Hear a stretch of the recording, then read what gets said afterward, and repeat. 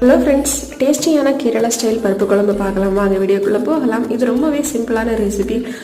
ஒரு கப் பருப்பை 2 தண்ணி வாஷ் பண்ணி எடுத்து வச்சுக்கோங்க. அதில் 1 டம்ளர் தண்ணி ஆட் பண்ணிக்கோங்க. பெரிய சைஸ் தக்காளி 1, 4 பச்சை மிளகாய், 10 பல் பூண்டு, 10 பல் வெங்காயத்தை நம்ம இதில் போட்டிருக்கிறோம். கொஞ்சமாக காயத்தூள், 1 ஸ்பூன் மஞ்சள் தூள் சேர்த்து நம்ம குக்கரை மூடி வச்சிடலாம்.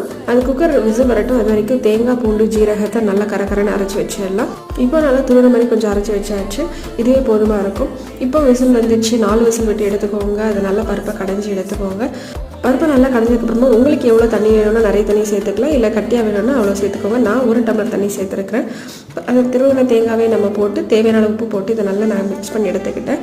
அவ்வளோதான். இப்போ வந்து குழம்பை கொதிக்க விட்டுறலாம். நல்லா கொதிக்குது. இப்போ தாளித்து ஊற்ற வேண்டியது தான். தாளித்து ஊற்றிட்டு உங்களுக்கு தேவை அப்படின்னா நெய் போட்டுக்கோங்க. நெய் போட்டால் நல்ல வாசனையாக இருக்கும். நான் இதில் நெய் ஆட் பண்ணியிருக்கிறேன். உங்களுக்கு தேவையான சேர்த்துட்டு சாப்பிட்டு பாருங்கள். சூப்பராக கல்யாண வீட்டில் சாப்பிட்ற